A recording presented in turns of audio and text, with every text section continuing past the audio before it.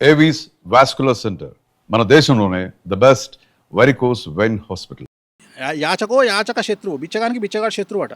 అట్లా ఏ వృత్తిలో ఉండేవాళ్ళు ఆ వృత్తిలో శత్రువులు. ఉదాహరణ బాలీవుడ్ తీసుకుంటే ప్రతి heroine almost all 90% black magic బాలీవుడ్లో జరుగుతుంది. సో నేను ఎక్కువగా రెమెడీ చేసేది బాలీవుడ్కి చేస్తాను. ఎందుకంటే బాలీవుడ్లో అసలు ఆల్మోస్ట్ ఆల్ 90% హీరోయిన్లు బ్లాక్ మ్యాజిక్ చేస్తారు. హీరోయిన్లు చేస్తారా? హీరోయిన్లకి చేస్తారు. హీరోయిన్లు అపోజిట్ హీరోయిన్లకి చేస్తారు. ఒక హీరోయిన్ ఏం చేస్తుంది అంటే ఆ హీరోయిన్ ఎదగకుండా బ్లాక్ మ్యాజిక్ చేస్తుంది. సిరీస్లే వచ్చినాయి కదా, రాజ్ 1, 2, 3 అవును, మొత్తం వాటి మీద లాస్ట్ నీళ్ళతో ప్రయోగం చేస్తారు, ఒక నీటితో ప్రయోగం చేస్తారు. సో నేను అనేది అదే చెప్తున్నా. సో బాలీవుడ్లో మొత్తం బ్లాక్ మ్యాజిక్ ఎక్కువ ఉంటుంది, విపరీతమైన బ్లాక్ మ్యాజిక్ ఉంటుంది బాలీవుడ్లో, అసలు భయంకరంగా ఉంటుంది. సో అక్కడ బ్లాక్ మ్యాజిక్ చేయించుకున్న వాళ్ళందరూ నా దగ్గరకు వస్తారు తీయించుకోవడానికి. చాలా వరకు ఏమనుకుంటారంటే వేణుస్వామి తెలుగు స్టేట్స్, నేను ఎక్కువ తెలుగు స్టేట్స్ కంటే సెలబ్రిటీలు నా దగ్గరకు వచ్చేది కర్ణాటక, తమిళనాడు, ఉత్తరప్రదేశ్ అండ్ బాంబే. సో ఇతర రాష్ట్రాల నుండి ఎక్కువగా నా దగ్గరకు వచ్చేవాళ్ళు నా దగ్గర చాలా ఎక్కువ వస్తారు. తెలుగు వాళ్ళు సెలబ్రిటీలు చాలా తక్కువ. అంటే సెలబ్రిటీలో కొంతమంది భయం ఏముంటుంది అంటే, కొంతమంది చేసే ఆడావిడి వల్ల వేణుస్వామి దగ్గరికి పోతే మనల్ని ఎవరైనా చూస్తాడేమో, అంటే రాంగ్ రెప్యుటేషన్ వచ్చేసింది అని భయపడుతుంటారా, బాధపడుతుంటారా ఎప్పుడైనా? అలా ఏముండదు. ఏం లేదమ్మా, నేను అసలు అదే చెప్తున్నా, నేను పట్టించుకోనవన్నీ. నేను అసలు ఇప్పుడు నేను ఒకటే నమ్ముతా. నేను ఎట్లా నమ్ముతా అంటే, ఇప్పుడు నేను ఉదాహరణ, నేను మా అమ్మను ఒక హాస్పిటల్కి తీసుకుపోతున్నా లోపలికి. మా అమ్మ కండిషన్ సీరియస్గా ఉంది, హాస్పిటల్ తీసుకుపోతున్నా. నేను తీసుకుపోయేటప్పుడు పక్కన డెడ్ బాడీ మీద ముసుగు కప్పి తీసుకొస్తారు బయటికి. ఇప్పుడు ఈ హాస్పిటల్లో ఒక పేషెంట్ చచ్చిపోయింది కాబట్టి మా అమ్మ కూడా చచ్చిపోతుంది, వీడు వేస్ట్ కాడు ఈ హాస్పిటల్ వాడు అని నేను వెనక్కి రావాలన్నా లోపలికి పోవాలన్నా?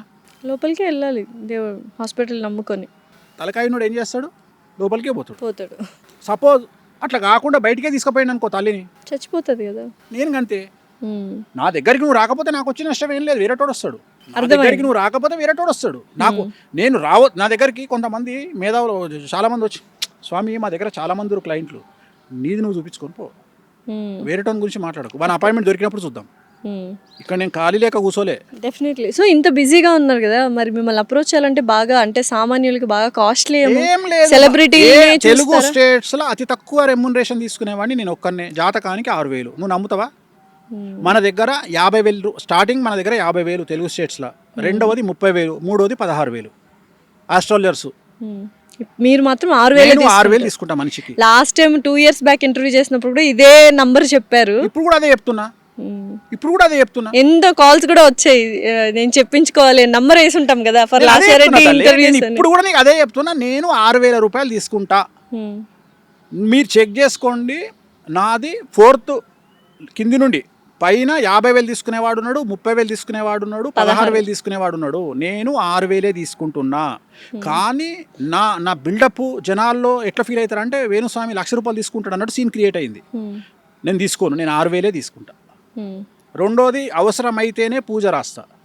సాధ్యమైనంత వరకు నేను రాసే పూజలు కాళహస్తి, త్రయంబకేశ్వరు, లేకపోతే తిరునల్లారు, కామాఖ్య, ఇవే ఉంటాయి. నేను చేయాలి అంటే నిజంగానే నీకు అంత సీన్ ఉండి నువ్వు దాన్ని పెట్టుకోగలిగిన స్థాయి నీకు ఉంటేనే. ఉదాహరణ, నీ దగ్గర ఒక 100 కోట్లు ఉంటే నేను ఒక 5 లక్షల పూజ రాస్తా, నీ దగ్గర ఒక 10 కోట్లు ఉంటే నేను ఒక 5 లక్షల పూజ రాస్తా. అంత లేని వాళ్ళు ఎలా సార్? దానికి తగ్గట్టుగానే చేస్తాను. అందుకనే లేని వాళ్ళకు అందుబాటులో ఉండే పూజలే చెప్తా.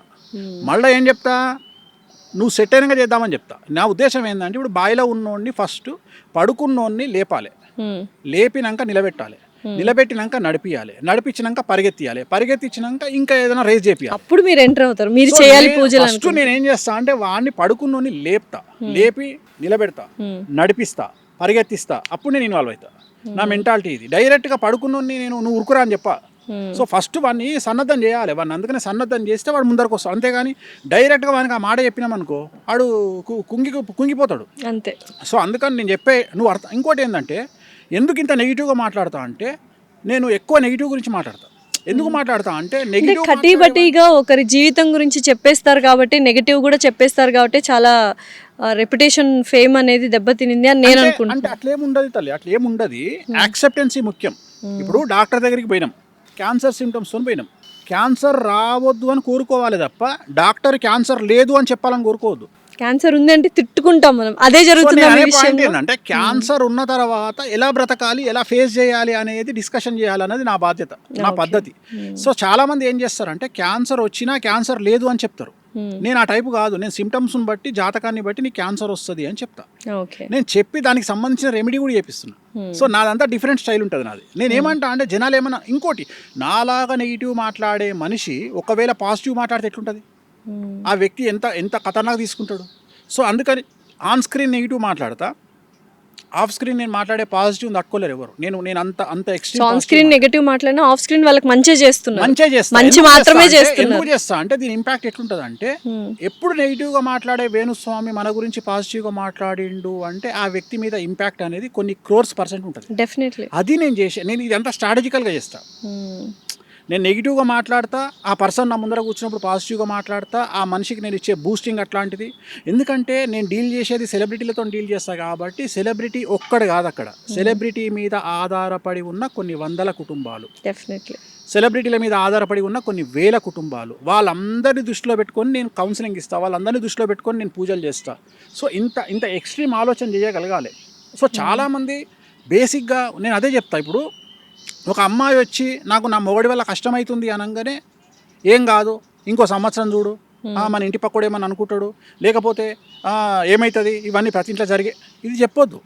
ఫస్ట్ ఆ అమ్మాయిలోకి పరకాయ ప్రవేశం చెయ్యి. ఫస్ట్ ఆ అమ్మాయి ఏం కష్టం అనుభవిస్తుందో చూడు, చూసి ఇది సాల్వ్ అవుతుందా కాదా. సాల్వ్ అయితే 10 ఏళ్ళు ఆపు, సాల్వ్ కాదు 10 నిమిషాల గతం చెయ్యి. నా మెంటాలిటీ అది. సాల్వ్ అవుతుంది అనుకో నేను చెప్తా, అమ్మ నీ మొగడు మారుతాడు, వెయిట్ చేయి, 5 ఏళ్ళు వెయిట్ చేయి, 5 ఏళ్ళ తర్వాత నీకు స్వర్గమే. నీ మొగడు మారడు, డివోర్స్ తీసుకో. ఎందుకు తీసుకో, నీ ఏజ్ పోతుంది అంతే, తీసుకో. తన భవిష్యత్తు కోసం. ఏమవుతుందమ్మా కొడుకుంటే బిడ్డ ఉంటే ఒక్క నెలనే నీకు డిస్కంఫర్ట్ ఉంటుంది లైఫ్లో, మళ్ళీ నెల తర్వాత ఆటోమేటిక్గా మారిపోతావు. సేమ్ కార్ డ్రైవ్ చేసినట్టే ఉంటుంది, పెద్ద కొత్తగా ఉండదు. హైదరాబాద్లో కార్ డ్రైవ్ చేస్తే చాలు ప్రపంచం అంతా నడిపించవచ్చు, తెలిసిపోతుంది. అట్లనే అంతే ఒక నెల రోజులు కష్టం అవుతుంది. సో ఇవన్నీ నేను అంత నాది బీ ప్రాక్టికల్ అంటే ప్రాక్టికాలిటీ ఎక్కువ ఉంటది కాబట్టి ఎక్కువగా ప్రాక్టికల్ గా మాట్లాడే మనుషుల్ని. ఇప్పుడు కష్టపడితే సుఖం దక్కుతుంది, కష్టపడితే సుఖం ఎడ దక్కుతుంది, కష్టపడితే సుఖం దక్కుతుంది అంటే గాడిద కష్టపడుతుంది. సో మంచోడు బాగుంటాడు అంటే గుళ్ళె పూజ చేస్తాడు, కోటీశ్వరుడు. మంచోళ్ళకే చాలా కష్టాలు వస్తున్నాయి కదా ఈ కలియుగంలో. పూజ చేసే పంతులు మంచిగా ఉండాలి, ఎందుకంటే ఆయన రోజు పూజ చేస్తాడు కాబట్టి. మరి ఆయననే చక్కగా చూడని దేవుడు మనల్ని ఎందుకు చూస్తాడు అంటే ఇది జాతకాల మీద ఆధారపడి ఉంటుంది తప్ప గుళ్ళె పూజ చేసే పంతులు బాగుండాలని రూల్ లేదు. అట్లనే రోజు మేకన్ నరికేటువంటి మటన్ షాపోడు నరకానికి పోడు. డెఫినెట్లీ. సో ఇవన్నీ వాళ్ళ వృత్తులను బట్టి వాళ్ళ పనులను బట్టి వాళ్ళు చేస్తారు. ప్రపంచంలో ప్రతి మనిషికి మీతో మాట్లాడే 1 నిమిషం టైం వస్తే మీరు వాళ్ళకి ఏం చెప్తారు? ఒకే ఒక 1 మినిట్లో ప్రతి ఒక్క మనిషితో మీరు మాట్లాడగలరు అంటే ఒక్క 1 మినిట్లో ఏం చెప్తారు ఆ మనిషికి? సో ప్రపంచం గురించి నేను మాట్లాడను. ఎందుకు మాట్లాడను అంటే దేశ కాలమాన పరిస్థితులు అనేవి ఉంటాయి. భారతదేశంలో కుజదోషం ఉంటుంది, అమెరికాలో కుజదోషం ఉండదు. సో భారతదేశంలో డ్రగ్స్ తీసుకుంటే తంతరు, ఆమ్స్టర్డామ్లో డ్రగ్స్ తీసుకుంటే పొగుడతారు. సో అందుకని ప్రపంచం గురించి ఒకే ఆన్సర్ ప్రపంచానికి వర్తించదు, ఓన్లీ భారతదేశం గురించే చెప్తా. డబ్బుకు మించింది ఏమీ లేదు. ప్రేమలు అనుబంధాలు మంచివి అంటే వాడు దొంగనా కొడుకని డిసైడ్ చేయండి, వాని మీద ఒక కన్నేసి పెట్టండి, వాడు ఖచ్చితంగా ఎప్పుడో మిమ్మల్ని ముంచుతాడు. సో ప్రేమలు అనుబంధాలు మంచివి అన్నోని దగ్గరికి రానియకండి, డబ్బు మాత్రమే విలువ అన్నోని రెస్పెక్ట్ ఇవ్వండి, డబ్బుకే విలువ ఇవ్వండి. ప్రపంచంలో డబ్బును మించింది ఏమీ లేదు. విమర్శలను పట్టించుకోకండి. ఒక జీవితంలో 2 జీవితాలు అనుభవించి డెత్ బెడ్ మీద ఎవడన్నా వచ్చి నీకు ఏం కోరిక ఉంది అంటే ఏం లేదురా అబ్బాయి నేను చచ్చిపోయినాక దినాలు మంచిగా చెయ్యిర్రి అని చెప్పగలిగినోడే నిజమైన మనిషి. Super, thank you so much Venu Swamy గారు. ఎన్నో విషయాలు అంటే ప్రాక్టికాలిటీకి దగ్గరున్న రియాలిటీ, హార్ష్ వర్డ్స్ అయినా నిజాలు చేదుగానే ఉంటాయి అన్నట్టు చాలా నిక్కచ్చిగా మాట్లాడారు. Thank you so much. ఓం నమో వెంకటేశాయ.